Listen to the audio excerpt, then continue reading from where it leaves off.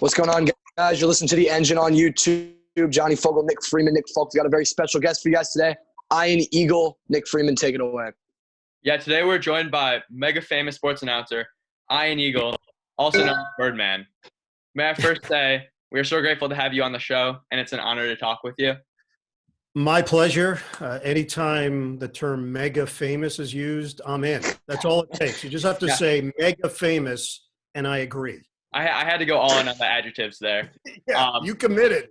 Very impressed. Ian announces for CBS, where he is one of their top NFL play-by-play announcers. He also announces the play-by-play for the Brooklyn Nets. He does March Madness, the French Open, and many other sporting events. He has many famous calls, such as the Miami Miracle and the classic Ray Allen three-point shot against the Spurs. Recently, his son has become an announcer as well, making the Eagles the next great sports dynasty. Ian, thank you for coming. How's your quarantine been? So far, so good. At one point, I had a beard. It was not working. It was not popular in my house. It was patchy. I needed a Sharpie to fill in the open areas.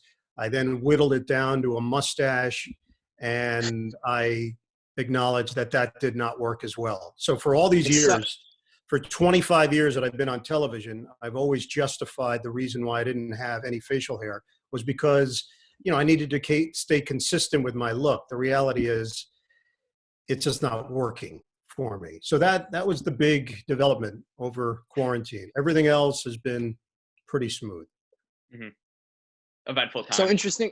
I think it's so interesting that you mentioned that because I had a quarantine beard for the last 5 weeks up till yesterday, and that's like the longest Really? of my 16. Yeah, I mean, I can't even recognize my face feels naked almost, but it's so interesting to like have a beard as a 16-year-old. Not very popular around the community of my household either. Yeah, what I noticed, first of all, at 16, I would have been very jealous. I would have had no chance whatsoever to grow a beard. I tried at 17, and it looked like pudding. It just looked like I had a mishap with chocolate pudding. The other part that struck me when I attempted the first few weeks of quarantine here is by like week 3, I hit my pillow, and it felt like I was sleeping with a chinchilla. It was not enjoyable at all. I thought I was getting attacked in my sleep by a small furry animal. So that really ended it for me. All right, so to start off the interview, we're going to address the most important thing going on in sports right now, the coronavirus. There have been many different rumors on when and how the NFL and NBA season will be started. What are your views on that, and do you have any alternatives or solutions right now? Yeah, I completely understand why this has been such a big topic. There's no doubt that there's this void that people are feeling. We have to keep things in perspective, as we know. Not to say that sports is inconsequential. It isn't. It's important. It's certainly important in all of our worlds. But in the big picture and the grand scheme, priorities dictate that we're concerned about larger topics. With that said, I don't have additional insight beyond what I've seen and what I've heard. I think the sports leagues are trying to be smart. They've put together contingencies with dates in mind, not necessarily releasing those to the public because they don't want to give false hope. And they also don't want to just close the door on it. When the NCAA tournament was canceled, which was a huge shock for most people because it was so early in this process, the fact that they didn't use the term postponed threw people for a loop. And now we understand why. We're now entering into the month of May, which is right on the cusp of starting. And there's no possible way that they were going to be able to make this happen. So I think they took a realistic view. The NBA holding off. They're trying to come up with alternative methods. If indeed there's a bit of clearance and they play with no fans, then it would be in a central location, whether that's Las Vegas or Orlando, and it would be essential personnel only in the stands. That might mean even broadcasters are not there. There's a very good chance we would call it from a remote location, either in a studio somewhere else, off a monitor, and I'm not sure fans would care. At this point, they just want to see competition. They just want to see action. The NFL has a little bit more leeway right now just based on the schedule. the focus is on the draft. And now when they have to move into the next phase of their year, off-season conditioning programs, practice, all of that is very much up in the air. And we understand with the NFL, they certainly can create a bubble for their players and for their staff, but you're still talking about a large number of people congregating. So until we know for certain that we have our arms wrapped around this thing, I don't know if anybody can tell you with any conviction or confidence exactly what this is going to look like. Yeah, that's some great insight. I'm sure all of us are just hoping for any kind of sport, whatever it is. So you've announced alongside many great athletes. You've announced many great games. What's your favorite athlete to watch, especially up close? Right now, I would tell you NFL, watching Lamar Jackson up close, watching Patrick Mahomes, they stand out. There's just a skill set. When you go to the stadium as an announcer, you know there's a chance you might see something that you've never seen before, which means you're going to be broadcasting something that is going to be different and unique. So you've got to be on your toes. You've got to be ready for anything to begin with in this job, but in particular when you're dealing with superior athletes with dazzling skills, it certainly changes your perspective a bit on how to do the job. Can't look down at your notes, can't get engaged and distracted by something else. It could happen at any moment. And if you miss it, it's a blink of an eye. And that highlight could live forever. NBA-wise, look, LeBron James, there's still something about a game that involves him. When you walk in the arena, there's just a different energy. So I was pretty fortunate at the beginning of my career was the end of the run for Michael Jordan and the Bulls. So I got a taste of that early in my NBA career. And Kobe Bryant, although he was playing in the Western Conference, I got enough of those games to get a real feel of the energy that he brought. LeBron has that same presence. And there's just this feeling of anticipation when you work a game that LeBron is playing in. So he still stands out more than anybody else. I have not done a Zion game yet. I'm waiting for that one. Certainly starting to see the makings of the presence that he brings and the electricity that he brings to the floor. Yeah, those are definitely some of my favorite athletes to watch. So you used to announce the Army-Navy Games a few years back. What was the atmosphere like in some of those games? Yeah, very different from what I was accustomed to. I grew up in New York, so college football was not a big part of my life. I was a fan, but I didn't have a particular team that I rooted for, and that area of the country was not college football oriented. And when I started on my broadcasting career, college football wasn't on the radar. But in 2002, CBS asked me to broadcast the Army-Navy game, and it was the first time that I had ever been a part of it. I had never attended it. I had watched it occasionally here and there, but I can't say it was something that I would circle the calendar. What I quickly realized, what made it so different than all the other events, were the participants involved. The chance to go up to West Point and to meet with the cadets, and a chance to go to Annapolis and meet with the midshipmen and get their stories and find out about their background and how much they had sacrificed and what their focus was beyond graduation, not thinking about a professional football career, but thinking about how they could serve our country. And the atmosphere at those games, it was very special. You just felt a very different vibe than the sporting events that I was accustomed to. Everybody was in it together. Yes, you were either an Army fan or a Navy fan, but there was an understanding at the end of the game that everybody was on the same team. And that resonated with me. So I ended up doing it for an extended period of time. Boomer Esiason was my analyst for many of those matchups. Navy dominated the series when I did it. It's been nice to see Army get back in there in recent years, but I would consider it a career highlight. It did mean a lot to call those games, and I would get a lot of messages from people all over the country indicating how much those games meant to them on a personal level and to their families and to their loved ones.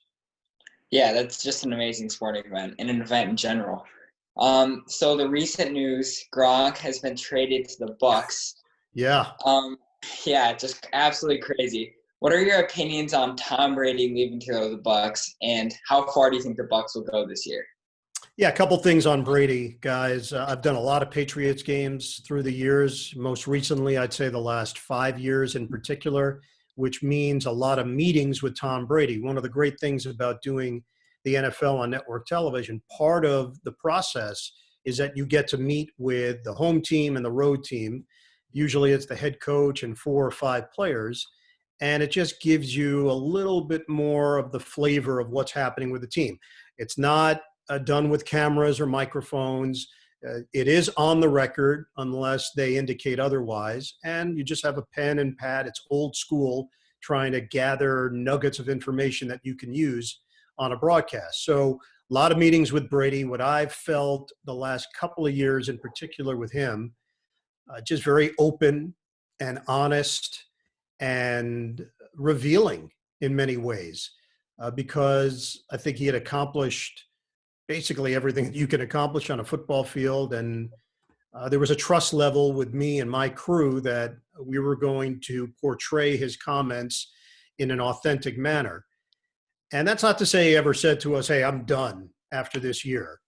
But I definitely felt something the last 2 years, and this past year certainly, where there could be a new chapter for him. He alluded to it on occasion, and I'm not surprised. I can't say I'm shocked that he ended up taking this deal with Tampa Bay. And I can't say that I'm shocked that Rob Gronkowski is going to join him there. That relationship, the chemistry is so obvious.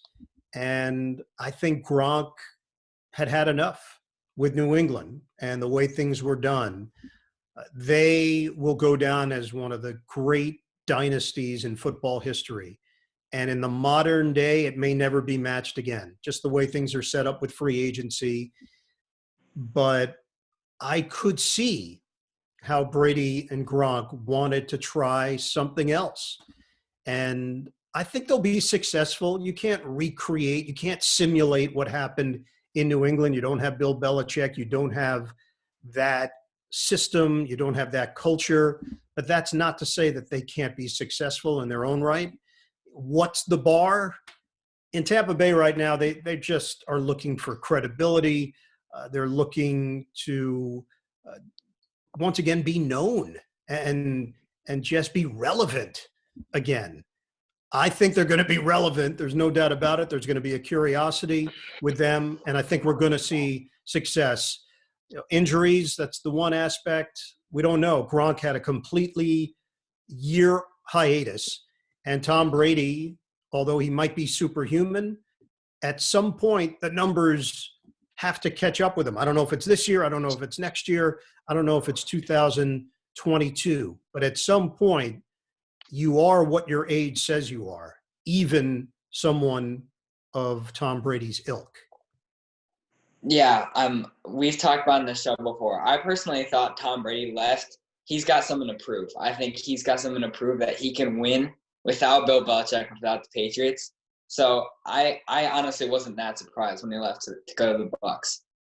So my last question, who is your Super Bowl pick this year? Oh, gosh. Super Bowl pick this year? We're still waiting on the draft. We're still waiting to see how these rosters look. You know, my issue is if I make a pick, I'm going to have every other team's fan base crush me on Twitter for the rest of the season. So I'm going to take a pass from your question. Text me separately. Maybe we can go back and forth on some of my selections. Is that goes to the Bears? Thank you. Yeah. Throw it out there. Sure. Why not? So earlier this year, I started being a play-by-play radio announcer for football and basketball at our high school, and I've done 2 basketball games in a day. And for me, at the time, that felt like a lot. You've done something like 4 games in a day for March Madness at some points. How do you balance that out? How do you do each team justice? And how do you make sure you don't repeat calls? Yeah, great question, John. From a play-by-play man's point of view, it's by far the most challenging assignment that I have all year.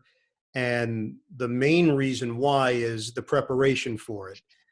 I am someone that likes to plan ahead when I have my schedule, which I do with the NBA. I know which games I'm doing. College basketball, I get my assignment 2 weeks, 3 weeks, a month ahead of time. NFL, I usually know where I'm going 3 weeks ahead of time. So I can chip away. I can take a little bit of time, compartmentalize, and use 2 hours here on a particular team, and then shift gears and maybe even change sports and dedicate my time to a different team. I have some of my prep work here. The last college basketball game that I did prior to everything shutting down was Kentucky against Florida. So a chart that I would make up for Kentucky would look something like this. And it's handwritten. And what you have is your guards, your big men, their backups, background information, numbers, stats on each player. And this requires a lot of time. So now think of this times 8 for the NCAA tournament. I don't find out my assignment until about 8 or 8:30 on Selection Sunday. And you get the news in a phone call, and your world is now shaken because you have to deal with the avalanche of information that's coming your way. Some of the years, I've been doing the NCAA tournament the last 23 years. Some of the years I've seen some of the teams that I was assigned, and there have been years where I take an offer, where I have not seen any of the teams. I did not work any of their games. So I'm starting this process from scratch. In addition to that board, I'll come up with an index card with more information, little tidbits that I'll use over the course of a game. That's for Florida, previously for Kentucky. For an NFL game, this was for the divisional playoff game in the NFL for CBS. This is a board for the Baltimore Ravens. That's the Ravens offense, all hand done, handmade. That's how I do it. That's how I'm comfortable. This is the Ravens defense. And you take the opponent, in this case, the Tennessee Titans, and same deal. Offense, defense. From there, this is, again, just to get on the air, just to start the process. I'll have a main board with information that I've gathered over the course of the week for these 2 teams. And then we mentioned it earlier. I talked to Tom Brady or I talked to Bill Belichick prior to a broadcast. We'll do the same for every game. In this case, the Baltimore Ravens, I'll take those conversations and then I'll narrow them down to bullet points. John Harbaugh and Lamar Jackson and Mark Andrews and Marshall Yonda and Brandon Williams and Chuck Clark. How much of this actually makes air, guys? It varies. Sometimes 10%, 15% of the information. If you get a game that's lopsided, that Baltimore-Tennessee game was indeed lopsided. Tennessee surprised everybody by really punching the Ravens in the mouth early. And that means I had to go to a lot of the info that I had gathered over the course of the week and the byplay between me and my partner. That's when the chemistry really takes over and you get a chance to show all of the prep that you've put into your job.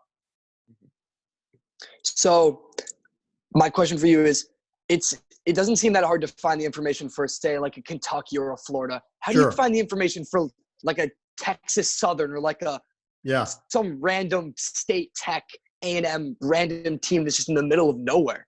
Interesting that you would mention Texas Southern. I think I've had nightmares over that. I had them in the tournament at some point, and you know that you have some work to do when you don't know the team's nickname. Like, that's a problem when the most rudimentary part of the equation you don't know. So the basic premise here is to parachute in, which is what you're basically doing, and immerse yourself in the teams that you've been assigned. That means not just the most recent news, what they did to get to the NCAA tournament or what their last 2 weeks or 10 games look like. That means going way back to the off season and really digging deep into what was expected of them, scouting reports on each of their players. And that means combing through the internet. And then once you get on site, talking to the sports information director, who is basically their PR representative for the team, talking to their coach, talking to their radio play-by-play announcer, and getting as much information as possible and jotting it down and making it available to you. It's one thing to get it into this form. It's another to actually make it digestible and share it with the viewer or the listener if you're doing radio. You're basically the conduit between the information and who's out there as a fan. And it's your job. The ones that are the best at it are usually ones that are good communicators, that can think on their feet, that can streamline this process and do it quickly and effectively. And that's the goal. The goal is not to tell a long story that's winding from place to place. The goal is to get to the point and get to the heart of the story. If you're truly interested in being in this business, you've got to be naturally curious. And that curiosity has to reveal itself on the air. And you have to be interested. You've got to be interested in doing the work to get to this point. This has to be exciting to you, to learn about the athletes, to learn about their backgrounds, to learn the scouting reports on each player, and then being able to translate that on the air.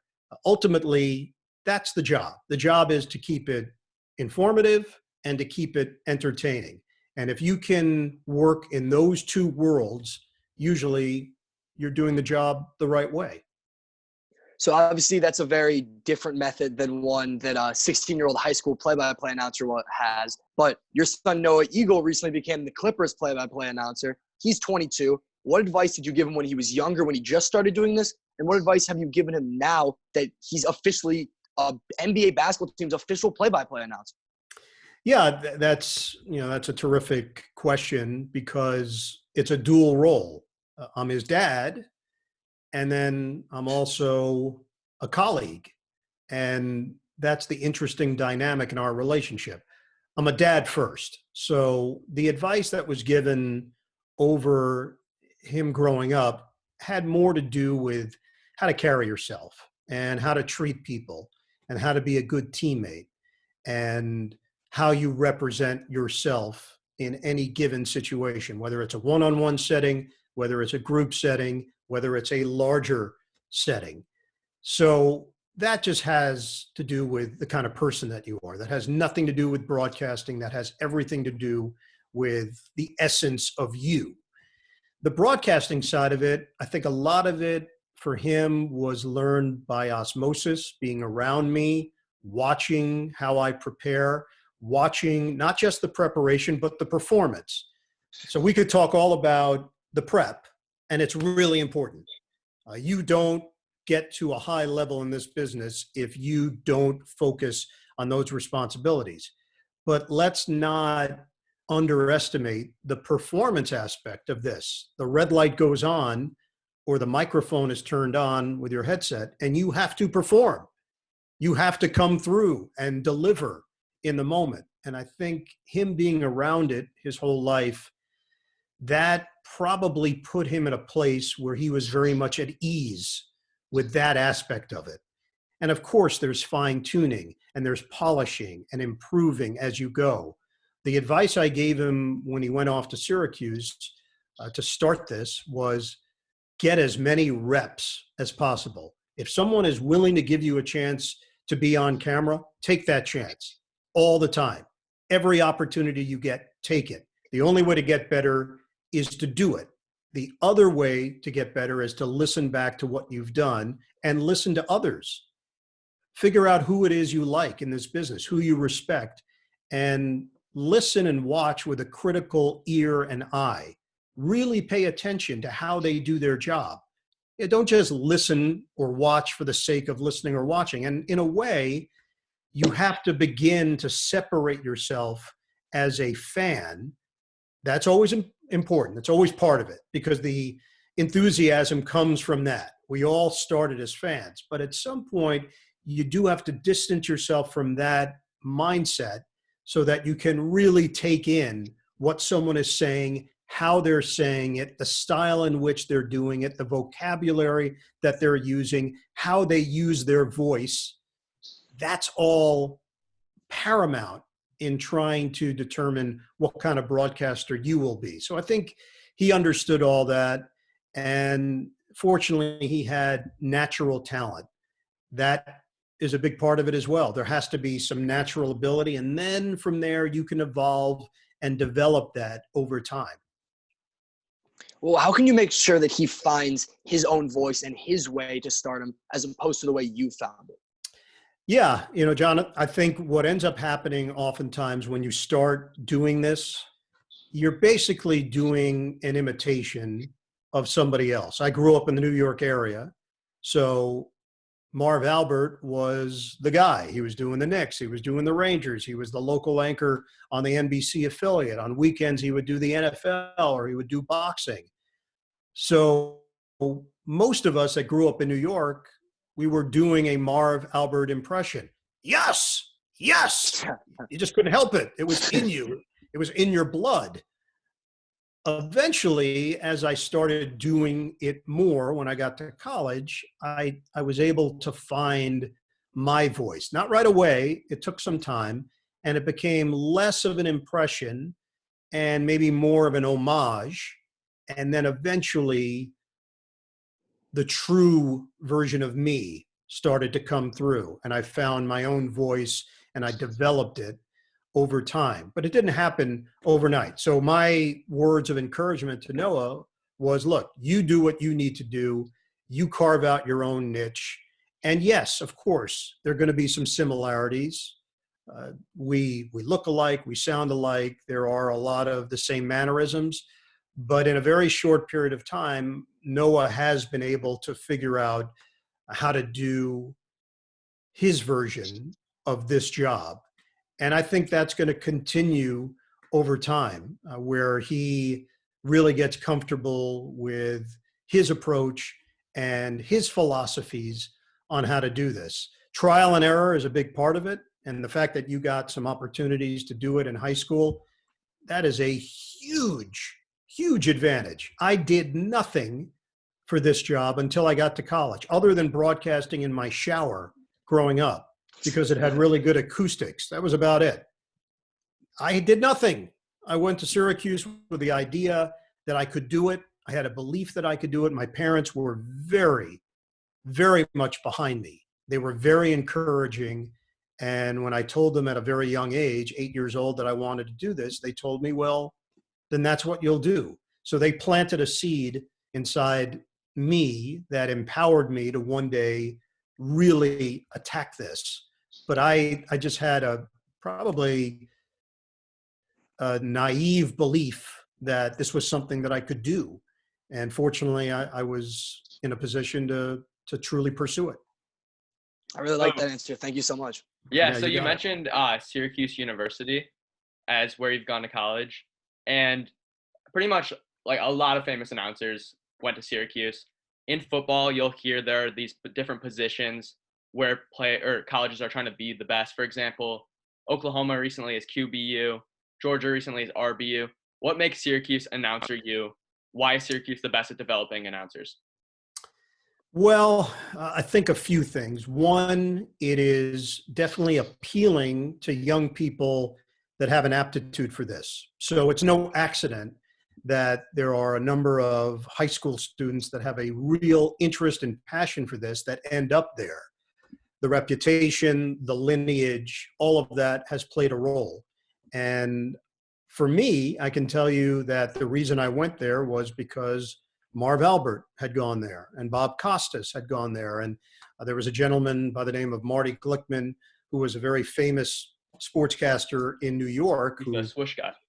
Yeah, worked the Giants, worked the Knicks games, eventually did the Jets and Seton Hall, and was famous for another reason. Prior to that, he was an Olympiad. He was a sprinter. And the 1936 Olympics in Munich, he was told that he could not run uh, because of the issues between Germany and Jewish people. It was that simple. And he was restricted and did not get a chance to win a gold medal, even though he was on the team.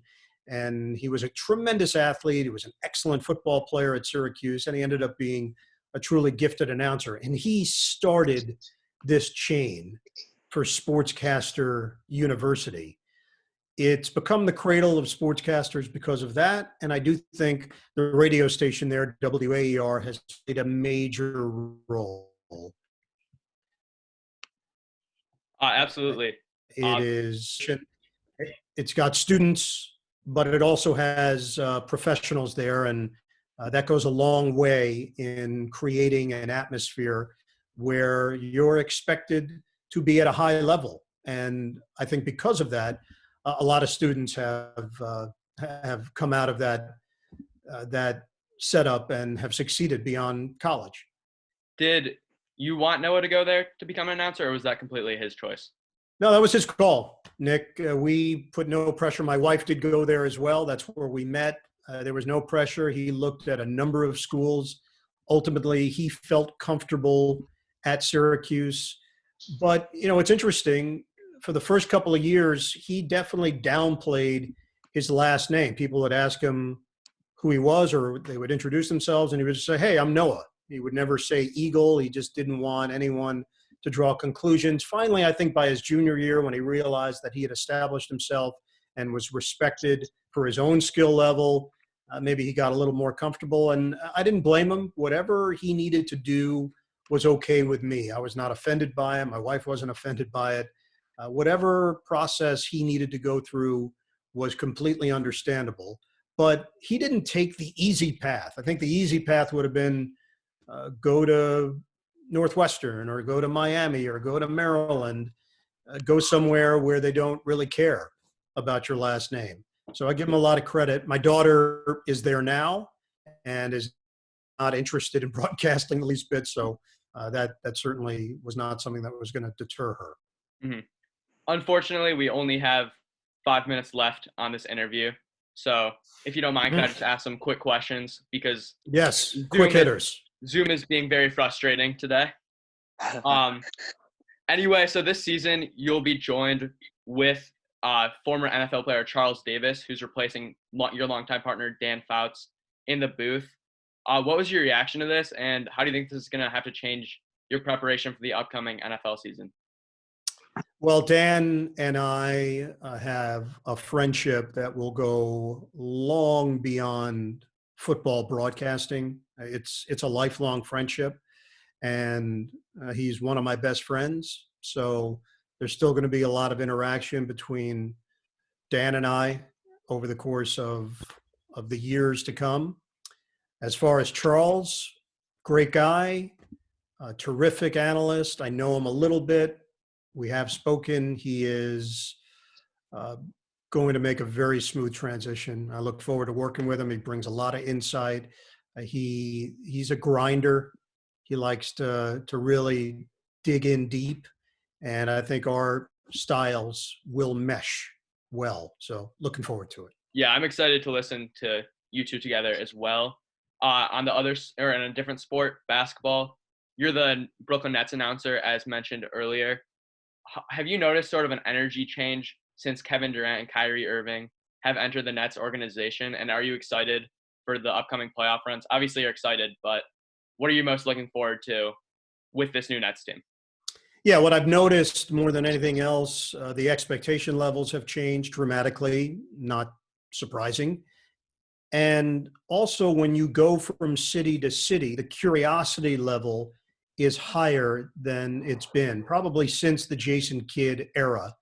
There are more people talking about the Nets. There are more people asking me questions about the Nets and how the chemistry is going to work between these two supreme talents, Kevin Durant and Kyrie Irving.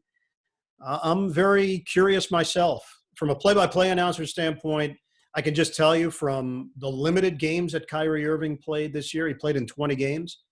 He had a season's worth of highlights, 82 games worth of highlights. Every game he was doing something that was completely off the charts. And I had to be very creative in describing the things that he was doing. So with Durant and Kyrie on the floor, sky's the limit. It's going to be a lot of fun. Have you gotten to know either of them? I've gotten to know Kyrie a bit through the years. He actually grew up a Nets fan, so he was a viewer as a kid, which makes you feel old, but I get it. I'm not young. I'm 51 years old, and I've been doing this 26 years with the Nets, so you can understand from a number standpoint. Kevin, I have interviewed. I did a bunch of his games at Texas, believe it or not, when he was there, including the NCAA tournament loss to USC his 1 year. Don't tell him about that. I have interviewed him this year. I've been in his company. He's just a cool guy. He's just got a really cool vibe around him. He's confident. I'm really looking forward to how all of this comes together. Yeah, it's going to be an exciting season for the Nets. One final question to be respectful of your time and of Zoom's time. You have this incredible play-by-play voice, and pretty much every time you're talking, I picture you play-by-playing this interview in a way. Is it natural, or is this had to be worked on over the years? This is all natural, baby. All natural.